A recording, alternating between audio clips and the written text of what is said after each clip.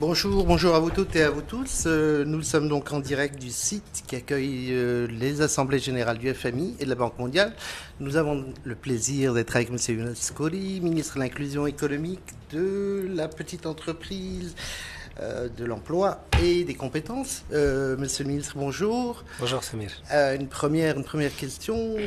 En quoi la tenue de ces assemblées générales est-elle positive pour votre département et nécessite votre présence ? D'abord pour notre pays, parce que vous le savez très bien, le foyer du séisme n'est pas si loin de Marrakech, donc il y avait pendant un petit moment un doute par rapport à la tenue de ces assemblées. Et grâce à l'élan de solidarité des Marocains, grâce à cette extraordinaire façon de se mobiliser autour de Sa Majesté et de ces messages que beaucoup de pays ont reçus de la part du peuple, du roi, et du Maroc, je pense que nous avons suffisamment séduit les organisateurs pour qu'ils se décident à leur tour d'appuyer l'effort du Maroc à travers le maintien de l'organisation de ces assemblées, qui est en lui-même un geste important vis-à-vis du Maroc, un geste de confiance, mais également un geste d'encouragement. Pour le département de la petite entreprise, de l'inclusion économique, la petite entreprise, l'emploi et les compétences, nous sommes pratiquement chez nous, pas loin que tout à l'heure. J'étais dans un panel important, un flagship panel qui a traité de la question de la croissance et de l'emploi. Et bien avant, juste avant, j'étais dans un autre qui traitait de la question de la migration comme étant un chemin pour la prospérité, bien sûr une migration légale. Et aujourd'hui, à côté des investissements, des efforts de tous les pays pour améliorer leur compétitivité, pour s'assurer que je dirais les transformations nécessaires au sein de ces pays puissent arriver, il y a la grande question de l'emploi durable, décent, qui doit accompagner cet effort de croissance que font tous les gouvernements de tous les pays. Et donc le Maroc, comme tous les autres pays, est au cœur de cette équation pour analyser d'abord dans le passé ce qui s'est passé, c'est-à-dire l'effort du Maroc à opérer cette transformation structurelle, réorienter l'effort de secteurs qui ne pourvoyaient pas énormément de valeur ajoutée et d'emplois vers des secteurs qui pourvoient aujourd'hui plus d'emplois et plus de valeur ajoutée. Notamment, je parle du secteur industriel. C'est la fameuse transformation structurelle avec l'intégration de la chaîne de valeur. Et vous avez entendu sûrement le PDG de Renault hier déclarer avec fierté pour nous que les compétences marocaines font honneur à son entreprise, que 99% de ceux qui sont employés au Maroc, y compris dans le top management, sont des Marocains, et de dire qu'ils ont confiance dans la qualité de la compétence de la ressource humaine marocaine. Donc ça nous encourage pour un secteur qui se diversifie, qui se redéploie autrement après la Covid-19, qui s'attaque aux questions je dirais de la voiture électrique et d'autres sujets qui nécessitent des innovations, y compris dans les chaînes de production. Et donc ça renforce, je dirais, notre positionnement et en même temps ça nous interpelle sur les efforts à faire pour pouvoir être à la hauteur de toute cette transformation dans tous ces secteurs pour lesquels nous militons pour qu'il y ait un taux d'intégration au Maroc encore supérieur. Maximal. Renault, par exemple, c'était 65%, mais l'objectif c'est d'arriver à 80%. Et c'est important pour nous de nous positionner dans le premium des secteurs, je dirais, qui connaissent une bonne dynamique à l'international, où la croissance réside, et c'est ça ce qui créera des emplois pour nous, y compris à l'échelle des petites et moyennes entreprises. 7 emplois parmi 10, ce sont les chiffres à l'international, sont créés par des petites et moyennes entreprises. Donc il faut toujours un grand investisseur, un grand industriel, qui apporte le savoir-faire, les marchés, les connexions, l'histoire du sujet, mais autour, il faut qu'on soit très très performant pour pouvoir développer un écosystème qui est capable de fournir tous les intrants nécessaires à la boîte, on va dire, qui se retrouve à la fin. Et je rajoute à cela toutes les réformes qu'a fait notre pays, donc, et là, nous sommes plutôt à l'aise. Mais les enjeux sont importants, surtout avec ce qui arrive. D'accord. Alors justement, après ce terrible séisme qui a endeuillé tout le Maroc, votre gouvernement a réagi assez rapidement. Vous parlez d'investisseurs, vous mettez sur la table près de 120 milliards de dirhams pour la reconstruction de la région. Est-ce que il faut s'attendre à un cycle de croissance. Il y a beaucoup de choses à reconstruire, il y a énormément de chantiers. Est-ce que finalement, ce terrible malheur va quelque part engendrer plus d'emplois que la région aurait pu rêver? Je pense d'abord, ce qu'il faut vraiment retenir, c'est que ces 120 milliards de dirhams émanent d'une vision de Sa Majesté. Absolument. C'est-à-dire, il y a un cap qui est fixé, avec une ambition, avec une hauteur qui franchement dépasse les acteurs quand ils travaillent chacun dans son coin. Donc nous avons une vision de Sa Majesté, nous avons une ambition qui est fixée pour la région, enfin pour les provinces en question et pour notre pays. Après, naturellement, nous, on se déploie en tant que gouvernement pour pouvoir s'assurer qu'on va être collectivement à la hauteur de cette vision, de cet objectif, et pour pouvoir honorer aussi ce que veut le souverain pour notre pays. Et donc, naturellement, beaucoup de réunions se sont tenues. Déjà, Sa Majesté, que Dieu l'assiste, a tenu plusieurs réunions qui ont fixé le cap, qui ont fixé des objectifs précis, qui ont responsabilisé l'ensemble des acteurs. Par la suite, le gouvernement, à son tour, a tenu des réunions. Et dans ces réunions, beaucoup de choses se sont faites, notamment la création de cette agence du Haut Atlas qui est chargée. Effectivement, mais dont l'objectif est de porter de façon précise et de façon surtout efficace l'ensemble des projets, des objectifs fixés par Sa Majesté pour sa population. Et donc, naturellement, on va assister, comme ce qui a été le cas pendant la Covid-19, quand Sa Majesté a pris le lead à l'échelle mondiale, comme ce qu'on a vu dans la Coupe du Monde 2030, avec la vision de Sa Majesté qui a démarré très très tôt, et regardez ce que nous sommes en train de cueillir aujourd'hui, et avec les performances de l'équipe nationale également, parce que c'est tout un écosystème qui a fonctionné pour qu'on puisse y arriver, et ce n'est pas le fruit du hasard. Et donc l'idée, c'est de se déployer autour de ces objectifs-là, avec des priorités naturellement. Heureusement que la scolarité a repris, la formation professionnelle également, bien sûr les besoins de première nécessité avec l'élan de solidarité populaire incroyable et de société civile marocain. Et les Marocains sont fiers aujourd'hui, j'en fais partie en tant que citoyen d'abord, d'avoir pu contribuer à cet élan de solidarité et d'avoir pu être au rendez-vous aux côtés de leurs souverains pour pouvoir montrer au monde entier que nous avons notre modèle singulier. C'est le cas, c'est le cas, c'est le cas. Aujourd'hui, nous sommes dans les responsabilités, demain, d'autres le seront, mais il y aura toujours cette volonté de ceux qui dirigent de pouvoir être à la hauteur du moment. Et je pense que le Maroc, franchement, n'a pas raté une seule occasion ces dernières années pour pouvoir être à la hauteur de problématiques d'exposition mondiale. Un séisme de cette taille, c'est un sujet qui est très important. Absolument. Mais en même temps, le Maroc a su faire preuve de beaucoup d'autonomie sur ce sujet. Nous avons compté sur les forces de l'ordre public, nous avons compté sur nos collectivités territoriales, nous avons compté sur notre tissu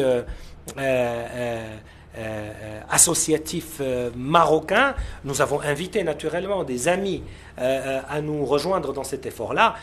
Mais vous allez poser les questions. Tout le monde va vous dire que quand les gens sont arrivés, ils ont trouvé que les nôtres avaient fait énormément, y compris en produisant des tentes. Absolument. Mais donc des retombées en termes d'emploi Alors oui, c'est l'étape qui vient, parce que l'emploi est un sujet majeur. La zone compte des centaines de douars, une population qui avoisine touchée, qui avoisine les 100 000 déjà directement, et puis 4 millions et quelques qui sont au cœur d'une inégalité, effectivement, des inégalités que l'on connaît, parce qu'effectivement, ce ne sont pas les zones les plus avancées. Et donc, l'idée est de se mobiliser aujourd'hui à travers l'effort qui est conduit par Sa Majesté pour pouvoir offrir une vision d'ensemble, comme je vous l'ai dit, dans le cadre de ce travail-là où la coordination est importante. Il ne s'agit pas d'un département de faire une petite action à gauche et à droite, il s'agit d'être à la hauteur du scale, c'est-à-dire de l'échelle de ce qui est demandé. Donc nous travaillons dessus et le moment venu, à travers les bons cadeaux, ça sera fait. D'accord. Pour ce qui est du Mondial 2030, j'imagine que pour vous, c'est une excellente nouvelle pour tous les Marocains, bien évidemment, mais pour votre département, est-ce que On dit Mondial 2030, on dit énorme chantier, stade, infrastructure. Vous, en tant que ministre de l'Emploi, qu'est-ce que ça vous dit? Ça vous dit des centaines de milliers d'emplois? Forcément, le Mondial 2030 est un événement exceptionnel à l'échelle d'un pays. Certes, et nous l'avons vu à travers les différents pays qui ont organisé des manifestations de cette taille, le retour sur investissement n'est pas toujours simple. L'Afrique du Sud, mauvais exemple. Nous avons quelques mauvais exemples, effectivement. Et donc, l'idée de l'organiser à trois déjà est inédite sur le plan civilisationnel déjà. Et ça renforce, je dirais, le positionnement du Maroc et toute cette stratégie, cette vision conduite par Sa Majesté pour notre pays, qui est vraiment au cœur aujourd'hui de ce qui se passe chez nous. Vous êtes en train, et nous sommes en train d'assister à un retour sur investissement inimaginable du capital immatériel incarné par la vision de Sa Majesté. C'est juste incroyable. C'est juste incroyable. Certes, les équipes travaillent, tout le monde doit se mettre à l'œuvre. Mais il faut comprendre ce qui se passe. Ça relève presque du miracle. Nous sommes en train de transformer un capital immatériel, l'image du Maroc, la stabilité du Maroc, la vision long terme du Maroc, les avancées majeures sur des sujets qui sont difficilement, je dirais, perceptibles, des sujets qui touchent à l'être humain, qui touchent à la dignité humaine, qui touchent aux droits de la femme, qui touchent à un certain nombre. Il y a toute une société qui bouge et le Maroc plaît. D'accord. Il faut le dire, le Maroc plaît. Il plaît à tout le monde sur tous les plans. Et le Maroc normal, un Maroc simple, arrive à faire des choses extraordinaires. Ce n'est pas par hasard. Donc pour les emplois... Les répercussions. Les répercussions, d'abord 2030. Aujourd'hui, il y a une organisation qui a été mise en place par Sa Majesté. Et c'est une organisation d'ailleurs qui n'existe pas dans tous les autres pays qui co-organisent avec nous. D'accord. Où il y a une enceinte qui est chargée de gérer le sujet. Donc c'est important pour la convergence des initiatives. Vous savez, 7 ans, c'est pas beaucoup. Exact. En matière heureusement, le Maroc avait initié avant un certain nombre d'investissements sur le premier plan, c'est-à-dire le plan sportif. Il a initié également des plans très ambitieux sur des politiques de contour, notamment le tourisme, la connectivité, les technologies, l'infrastructure. Mais aujourd'hui, effectivement, il y aura sûrement des investissements importants. D'accord. Et ces investissements feront appel à des secteurs dans lesquels nous avons des champions nationaux, mais également d'autres qui doivent se développer. Et donc, pour moi, c'est une aubaine pour notre pays. Et donc, le travail qui nous est demandé, c'est d'abord de pouvoir coller à cette dynamique d'investissement qui va voir le jour et sur laquelle il y aura sûrement une communication à le moment opportun, de pouvoir coller à cette dynamique des offres d'appui à l'emploi qui soient à la hauteur. Et il faut le dire, il faut aussi qu'on accélère le niveau de qualification de nos jeunes pour qu'ils soient à la hauteur en matière de nombre. Et je ne voudrais pas oublier une chose importante.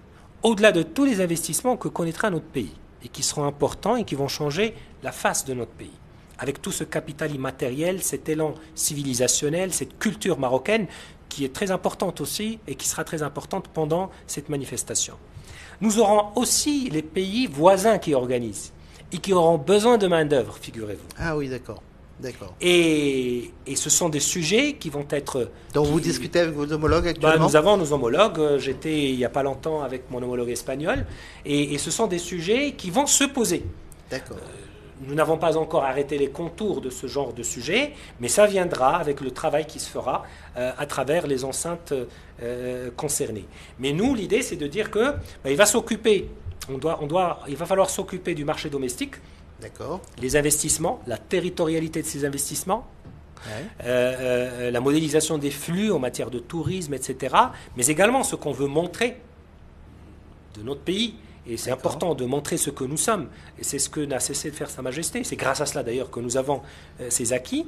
Mais à côté, il y a aussi tous les besoins des pays voisins en matière de génie civil notamment, de construction notamment, mais également de gestion d'établissements touristiques, de services. Parce que le nombre de matchs, c'est pas les 36 matchs là. Ouais. On part à 48. Et vous savez, c'est lent. il y aura énormément de matchs, donc énormément de monde. Et on sait combien ça plaît et combien c'est populaire le foot. Absolument. Et donc c'est des mouvements humains, c'est une vie en dehors du stade. Donc c'est win-win, c'est au Maroc, aussi bien de l'emploi au Maroc que des Marocains à l'étranger qui seront... Les deux pays voisins avec lesquels nous avons des contrats importants, Oui. avec lesquels nous avons des accords importants, avec lesquels nous avons une histoire importante en matière de main-d'œuvre. D'accord. Et rien n'empêche à ce qu'il y ait une réflexion globale, certes qui respecte la première priorité, à savoir les emplois dans notre pays, les secteurs qui en ont besoin, mais également ces pays-là qui ne trouveront pas meilleur pourvoyeur de main-d'œuvre qualifiée que le Maroc. D'accord. Une dernière question, Monsieur le Ministre. Je vais citer les chiffres du FMI qui a parlé du taux de chômage marocain. Il est donc 11,8 en 2022, 12 prévu en 2023 et 11,7 en 2024. Sachant que, en vous écoutant, les étoiles sont alignées, on va dire, pour l'avenir. Qu'est-ce qu'on peut espérer pour 2030 ? Est-ce qu'on peut arriver à 10%, 9% je lance des chiffres, mais de taux de chômage, à l'horizon 2030, bien évidemment. Il faut comprendre la mécanique du taux de chômage et ce que veulent dire les chiffres. D'abord, même si vous avez un taux de chômage qui peut être faible, ça ne veut pas dire que les gens ont des emplois décents. Oui, ça dépend de la manière dont on calcule aussi. Sur les chiffres de perte d'emploi dernièrement, sur 280 000 emplois, il y avait 269 000 emplois qui étaient non rémunérés. D'accord. Des stagiaires Non, c'est dans le monde agricole, c'est des aides familiales, des gens qui aident leur famille à faire un certain nombre de choses. Bon, compte tenu des conditions climatiques désastreuses que nous traversons, que nous avons traversées, forcément les gens ont bougé, ils n'ont plus travaillé dans les secteurs dans lesquels ils travaillaient avant. Qu'est-ce que cela veut dire ? Cela veut dire d'abord, naturellement, nous avons pour objectif de diminuer le taux de chômage et nous faisons le tout pour, et des actions vraiment bien concrètes sont en cours d'élaboration. Au-delà des politiques proactives et des programmes à gauche et à droite, nous avons également le Code du travail qui va offrir une opportunité importante et nous travaillons beaucoup avec les syndicats sur ces sujets-là en général. Le Code du travail viendra juste après la loi organique qui organise les modalités d'organisation de la grève. Mais l'idée, c'est de profiter pleinement de ces investissements, de profiter pleinement de cet élan économique et de cet essor économique que connaîtra notre pays grâce à ces ouvertures sans précédent par rapport à l'échelle de ce que nous avons, de profiter pleinement de ce que peut apporter la nouvelle charte d'investissement en matière d'investissement, mais également de la petite et moyenne entreprise. 7 emplois sur 10 sont fournis par les petites et moyennes entreprises. Absolument. Il faut que l'on réussisse cette intégration entre les grands industriels et les écosystèmes, parce que c'est là où les emplois pérennes sont créés. Donc l'idée pour nous, c'est de pouvoir naturellement travailler de façon agressive sur ce qu'on appelle les politiques passives de l'emploi, à savoir le Code du travail qui n'a pas changé depuis 20 ans, donc il ne faut pas être surpris qu'il n'y ait pas de résultats. D'accord. Et il faut qu'on accélère un peu mieux les politiques actives de l'emploi. Donc nous avons une dizaine de programmes aujourd'hui qui coexistent et nous sommes sur une refonte globale de ces exercices. Je vous donne un exemple. Quand on a mis en place Aourash, vous savez, il y a une composante d'Aourash qui traite des emplois long terme. Oui. Et donc nous n'avons pas pu avoir un objectif pendant la première année d'Aourash sur ce plan-là. Nous avons eu 100 000 que nous avons réalisés pleinement, c'est une réussite, dans des emplois provisoires. D'accord. Mais cette année 2023, nous avons gardé les 100 000 additionnels dans les emplois provisoires, nous avons rajouté 50 000 dans des emplois permanents. D'accord. Figurez-vous, en 5 mois de travail, nous avons pu réunir 130 entreprises qui se sont engagées solennellement en juillet dernier, dans un grand événement que nous avons organisé, à employer 33 000 personnes avant la fin de l'année. Nous sommes en train d'avancer maintenant pour boucler les 50 000 avant la fin de l'année. Qu'est-ce que cela veut dire ? Avec une mesure aussi simple que la prime à l'emploi que nous avons mise en place, 1500 dirhams par personne pendant 9 mois, D'accord. Regardez ce que nous avons pu faire pour une population qui fait partie des NEET, c'est-à-dire de ceux qui n'ont aucune perspective. Donc si on fait plus, on peut avoir plus. Et nous avons vu que nos entreprises s'engagent quand elles voient du sérieux, quand il y a des interlocuteurs gouvernementaux à la hauteur, des agences gouvernementales à la hauteur. C'est pour ça que nous avons relifter l'ANAPEC pour qu'elle puisse s'occuper sérieusement de ce sujet-là avec l'échelle qu'il faut, avec les agences locales qu'il faut. Donc nous sommes sur cette voie-là et notre ambition, c'est de pouvoir être à la hauteur des investissements qui arrivent pour pouvoir coller à ces investissements une politique proactive de l'emploi qui soit performante. Des programmes ont existé avant et nous avons vu qu'ils n'étaient pas si efficaces que ça. Donc nous sommes plein dedans aujourd'hui et l'objectif avec le démarrage de cette discussion sur le code du travail, c'est de pouvoir l'outiller avec un certain nombre d'instruments qui ne ratent pas l'occasion qui se présente au Maroc aujourd'hui à travers des investissements importants.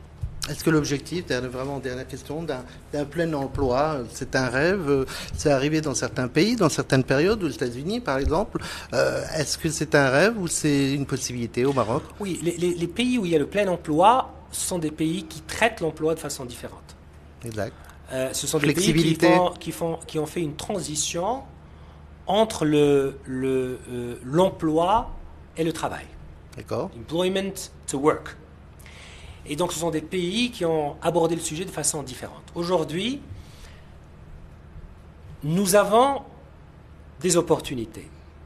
Mais nous ne voulons pas que ça se passe au détriment du travailleur, du salarié, du travail décent. D'accord. Parce que si quelqu'un gagne sa vie sans pouvoir s'endetter, sans pouvoir avoir une maison, sans pouvoir fonder une famille, vous allez être d'accord avec moi. D'accord. C'est de la précarité. Ouais.